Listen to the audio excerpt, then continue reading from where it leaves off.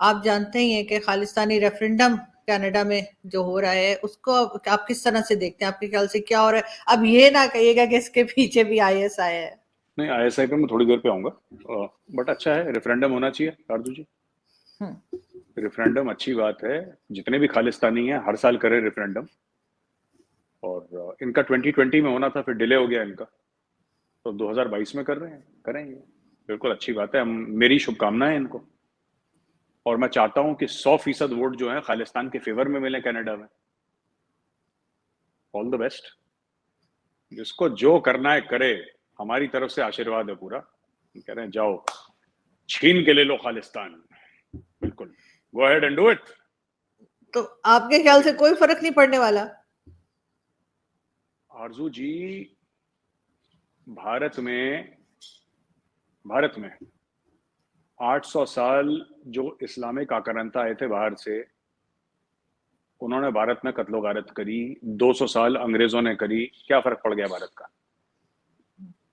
हाँ, आपको लगता है मुट्ठी भर वहां पे बैठे हैं ये, इनको करना दीजिए ना, क्या फर्क पड़ता है? देखिए बात यह है कि हाथी चलता रहता है, कुत्ते भौंकते रहते हैं, इसमें ज्यादा इमोशनल होने वाली बात नहीं है।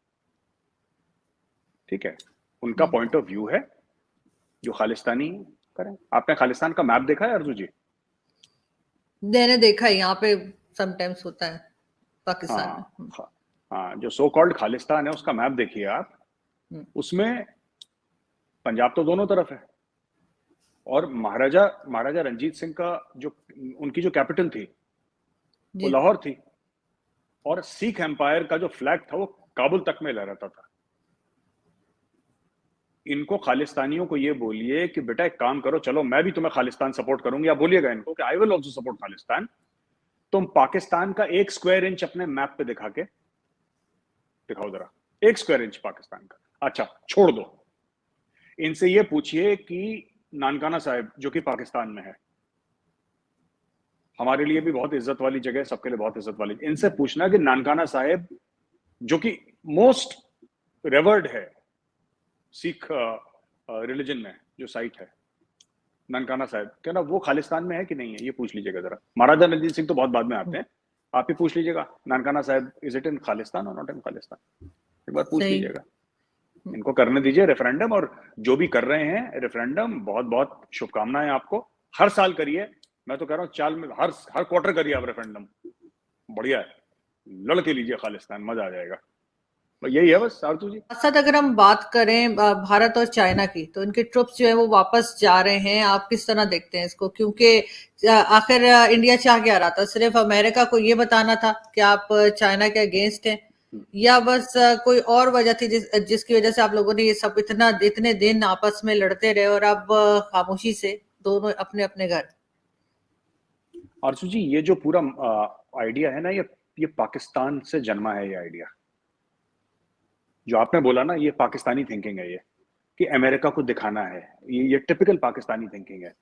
क्योंकि 1950 में पाकिस्तान के रिलेशनशिप चाइना से बहाल हुए थे, 1950 में, और तब से यही, जब पाकिस्तान अमेरिका से पैसे ले रहा था तो दुनिया को दिखा रहा था कि देखो हम रूस के खिलाफ काम करेंगे। फिर अभी चीन से पैसे ले रहा है तो अमेरिका को दिखा रहा है। ठीक है, और अभी बाय द वे पाकिस्तान में बाढ़ आ रखी है तो अमेरिका वहां पे मदद कर रहा है, जिसको रोज इंपोर्टेड हुकूमत ना मंजूर, अमेरिकी साजिश, अमेरिकी बुरे हैं, काफिर हैं, गोली मारो गला काटो, वो लोग मदद कर रहे हैं। और चाइना गायब है वहां से। चाइना ने वो मिस्टर इंडिया वाली घड़ी पहन ली, ऑन घड़ी गायब हो गया चाइना। चाइना बस कुछ 1000 टेंट भेजे चाइना ने और थैंक यू बोला और आगे बढ़ गया चाइना। खैर, वो बात की बात है। मैं आपको ये बताना चाह रहा हूं आरजू जी कि जो ये बात है ना कि इंडिया चाइना को दिखा रहा है, ये मैंने पाकिस्तान में कई बार देखा मीडिया में डिस्कस होते हुए कि भारत जो चीन को आंखें दिखा रहा है, वो क्योंकि पाकिस्तान ऐसा करता चला आ रहा है, तो पाकिस्तान हमें भी यही समझता है कि इंडिया भी ऐसे ही कर रहा होगा। हमारी तो 1962 में लड़ाई हुई थी चाइना के साथ, तब तो अमेरिका नहीं था ना कहीं। 1967 में हमारी बहुत बड़ी झड़प हुई थी, तब तो अमेरिका नहीं था कहीं। तो अमेरिका हो ना हो, हमारा तो चीन से मामला बिगड़ा हुआ है और वो हम करते रहेंगे। तो हमारा ऐसा नहीं है। और अमेरिका ने हमें दे क्या दिया है, ये एक और चीज मैं आपसे जानना भी चाहता हूं, क्योंकि पाकिस्तानी मीडिया, पाकिस्तानी यूट्यूब में अक्सर ये कहते हैं कि अमेरिका ने इंडिया को ये दे दिया। अमेरिका ने इंडिया को हथियार दे दिए, हथियार दिए नहीं, हमने खरीदे उनसे। कौन सी ऐसी चीज है जो अमेरिका ने हमें दे दी जिसके लिए हमें शुक्रगुजार होना चाहिए? मैं ये नहीं समझ पा रहा अभी तक। आप जरा मुझे, मैं आपके शो में आप ही से सवाल पूछता हूँ, आप मुझे ये बताइए आरजू जी कि अमेरिका ने भारत को ऐसी कौन सी चीज दे दी जिसके लिए भारत को थैंक यू बोलना चाहिए? देखिए अमेरिका ने जाहिर दुकान आप खोली है, दुकान जी खोली अमेरिका ने। अमेरिका ये हथियार एक बहुत बड़ी मंडी है, ग्राहक कोई भी हो सकता है। आप जाइए, पैसे फेंकिए, खरीदिए जो आपको खरीदना है, अगर आपके बजट में है तो जो हमारे कई ऐसी भी चीजें होंगी जो हमारे बजट में नहीं होंगी भाई। India does not have unlimited money, ऐसा थोड़ा ना कि कुबेर का खजाना पड़ा है हमारे पास, ऐसा नहीं है। लेकिन जो हमारी हैसियत है उसके हिसाब से हम पैसे देते हैं, खरीद लेते हैं। तो इसमें अमेरिका ने फेवर क्या करा हमें? लेकिन यहाँ पे तो ये इंप्रेशन भी है ना कि इंडिया क्योंकि वहां पे काफी पैसे लगा रहा है अमेरिका में भी, चाहे उनके इलेक्शंस हो या कुछ भी हो, वहां पे जो इंडियन कम्युनिटी है वो पैसे खर्च करती है, इसलिए भी अमेरिका जो है वो एफएटीएफ से भी पाकिस्तान को नहीं निकाल रहा। मुख्तलिफ किस्म की यहाँ पर जब चाहिए होती है, कोई प्रॉब्लम होती है, तब भी थोड़ा सा बैकफुट पे रहता है। लेकिन अभी खैर थोड़ा सा आगे आया है, उसने कुछ फंड भी किया है और F-16 के लिए भी जो है वो फंड दिया है पाकिस्तान को मेंटेनेंस के लिए, जिसपे भारत में बहुत हंगामा है। उस पर आप क्या कहेंगे? हंगामा कुछ नहीं है आरजू जी। हम्म। मिनिस्ट्री ऑफ एक्सटर्नल अफेयर्स को ऑब्जेक्शन डालना था, उन्होंने एक स्ट्रॉन्ग ऑब्जेक्शन डाल दिया। देखिए, ये जो टेक्नोलॉजी आपके पास है 40 साल पुरानी है, F-16 की, और इसका भारत से कुछ होगा दागा नहीं कुछ, ठीक है ना। ये पाकिस्तान को अमेरिका से लेना महंगा पड़ेगा, और मैं आपको बताता हूं क्यों महंगा पड़ेगा। ये जो पूरा F-16 का मामला है, ये अफगानिस्तान के लिए है, इंडिया के लिए नहीं है, ठीक है। और ये बात इंडिया को भी पता है, ये भारत अच्छी तरीके से जानता है। भाई, अयमान अल जवारी को मारा था तो इल्जाम तो यही है ना कि पाकिस्तान की एयर स्पेस से आया था। तो आपने पाकिस्तान को तो ये बोल दिया, पाकिस्तान, इमरान खान ने बोल दिया एब्सोल्युटली नॉट, चाहे वो टीवी एंकर को बोला हो, किसी को ना बोला, टेलीविजन एंकर को बोला एब्सोल्युटली नॉट। अगर पाकिस्तान का ये सॉवरेन हक है कि अमेरिकन को बेस नहीं देंगे, तो अमेरिका कहता है ठीक है, तुम पैसे लेके तुम कर लो, हमें बेस मत दो, हमें नहीं चाहिए बेस। हमें तो एंड में जो आतंकवादी है, जो टेररिस्ट है, वो मरा मिले हमें, हम चाहते हो मर जाए, अब तुम मारो या हम मारे। तो अमेरिका ने दे दिया। अब पाकिस्तान क्या करेगा कि Pakistan will start targeting basis in the tribal areas. खुद के पाकिस्तान के अंदर ये बम गिराएंगे और ये अफगानिस्तान के अंदर बम गिराएंगे। इसके रिटेलिएशन में अफगान तालिबान अंदर आके खड़काएगा। ये होने वाला है, मैं आपको अभी बता दूं। इसका भारत से बहुत कम लेना देना है इस चीज से। अगर इंडिया चाहता तो अमेरिका को बोल सकता कि आप मत दीजिए, इनको नहीं देता। इसमें कहीं ना कहीं भारत की भी रजामंदी है। लेकिन ये तो आपका ख्याल है कि भारत के लिए नहीं है। अभी तक जब F-16 इस्तेमाल हुए हैं, जो आपकी तरफ से एलिगेशंस भी लगती रही हैं, तो वो भारत के खिलाफ ही हुए हैं, अफगानिस्तान के नहीं। और वैसे भी पाकिस्तान अब इतना बड़ा रिस्क क्यों लेगा? इतने सालों से हम जो कुछ कर रहे हैं उसका भुगत भी रहे हैं अफगानिस्तान में। तो अभी इस वक्त जो सिचुएशन है उसमें मतलब कम से कम मुझे नहीं लगता कि पाकिस्तान इतना बड़ा रिस्क फिर लेगा। रिस्क अफगानिस्तान की ओर नहीं है आरजू जी, रिस्क भारत की ओर है। हम्म।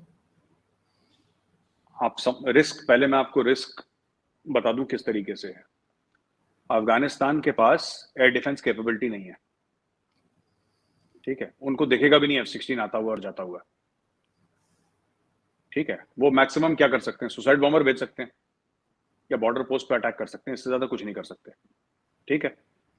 अब मैं आपको एक बात बताता हूं कि जो आप कह रहे हैं ना कि भारत के खिलाफ इस्तेमाल हुआ था, मैं आपको बता दूं कि आप लोगों ने कितना ज्यादा जो ज़रबे अज़्ब हुआ था, रद्दुल फसाद हुआ था, वो तो आपने खुद के लोगों के खिलाफ आपने आर्टिलरी और F-16 यूज करे हैं।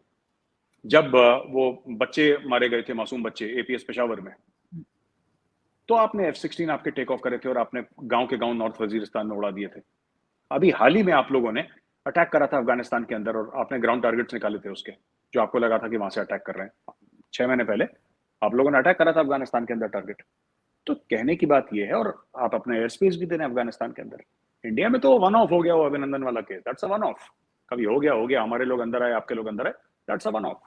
मुझे नहीं लगता कि इंडिया को किसी भी, देखिए इंडिया की जो फौज है वो बड़ी तेजी से इतनी बढ़ रही है कि there is a very small percentage of threat from Pakistan, बहुत ज्यादा। और इसलिए भी ज्यादा खतरा है क्योंकि इंडिया का जो रिस्पॉन्स मैकेनिज्म है वो डिस्प्रोपोर्शनेट है अर्जु जी। मतलब ईंट का जवाब पत्थर वाला मामला तो मोदी जी ने फाड़ के डस्टबिन में डाल दिया। अब वो ईंट का जवाब पत्थर होता नहीं है इंडिया में। अब वहां से ईंट आएगी, यहां से पूरा पता लगा पर्वत का पर्वत आ रहा है उड़ता हुआ। तो that is what he has started, and वो एक बेंचमार्क सेट हो गया इंडियन मिलिट्री के माइंड में, because the prime minister is like that. आपके प्राइम मिनिस्टर ही ऐसे हैं, उन्होंने बोला है कि अगर तुम ये करोगे फिर ये हो जाएगा, और उन्होंने बोल दिया कर दो। तो मुझे नहीं लगता कि इंडिया को ज्यादा कुछ, इंडिया को ऑब्जेक्ट करना था, इंडिया ने ऑब्जेक्ट कर लिया। पाकिस्तान सॉवरेन मुल्क है, अमेरिका सॉवरेन मुल्क है, अमेरिका पाकिस्तान को क्या देता है, that is Pakistan and America's business. ठीक है, लेकिन मैं आपको बता रहा हूं कि पाकिस्तान फंस गया ये मदद लेके, क्योंकि अब अमेरिका बोलेगा कि ठीक है, अब आप एक काम करो, आपको ये दिक्कत है ना कि हम लोग आपका एयर स्पेस यूज नहीं कर सकते, हम यानी कि अमेरिकन, यही दिक्कत है ना कि हम लोग आपके ग्राउंड एसेट्स यूज नहीं कर सकते या आपके एयरफील्ड यूज नहीं कर सकते। ठीक है, हम नहीं यूज करेंगे, आप तो कर सकते हो, हम आपको पैसा देंगे। यही काम पाकिस्तान वॉर ऑन टेरर में कर रहा था पैसे लेके, वही काम अब पाकिस्तान इस साल करेगा और अगले साल करेगा। आप देख लीजिएगा 2-4 महीने के अंदर ये जैसी चीजें ठीक हो जाएंगी, स्ट्रीमलाइन हो जाएंगी, या maximum bye early next year आपके हो जाएगा, क्योंकि टीटीपी तो रुकने वाला नहीं है। और पाकिस्तान को एक कवर स्टोरी मिल जाएगी कि साहब वहां से हमारे ऊपर अटैक हो रहा है, हम तो जवाब दे रहे हैं, और होगा वो अमेरिका के कहने पे, और वो कार्रवाई होगी, वो करेगा पाकिस्तान। बिकॉज देखिए ना आरजू जी, चाइना ने हाथ पीछे खींच लिया। जब पानी कम होगा पाकिस्तान में तब हमें पता लगेगा कि चाइना पाकिस्तान इकोनॉमिक कॉरिडोर का क्या हशर हुआ है, कितना बचा हुआ है, कितना खत्म हो गया है। चाइना तो बीच में कुछ नहीं बोल रहा। चाइना के लिए क्या मुश्किल है, चाइना कह देना कि हमारा जो शहद से मीठा दोस्त है और आसमान से ऊंचा जो भी XYZ है, हम उसको $5 अरब दे रहे हैं, $10 अरब। चाइना के लिए बड़ी चीज है, नहीं छोटी चीज है, पॉकेट चेंज है, रेजगारी है, चिल्लर है उसके लिए। नहीं दिया चाइना ने, जबान पे बात नहीं ली, इतनी बड़ी कैलामिटी है, नहीं करा चाइना ने, नहीं करेगा चाइना। थोड़ा बहुत दे दूं कि उसने हाथ झाड़ दिया अपना। भाई आप एक बात बताइए, ये चाइनीज जाके वहां पे बड़े हंस रहे थे श्रीलंका में, श्रीलंका को भी यही कहते थे शहद से मीठी और यू नो मोमो से टेस्टी और पता नहीं क्या क्या क्या क्या स्टोरी सुनाते थे वहां पे। क्या हुआ उसका, तो गायब हो गया, आपको दिखते नहीं वहां पे। बस एक जहाज सा भेजा था अपना स्पाईशिप, उसके अलावा आप नहीं दिखते यहाँ पे। तो China has abandoned Pakistan, it has abandoned Sri Lanka, it will abandon ये मुश्किल वक्त, और चाइनीज गायब।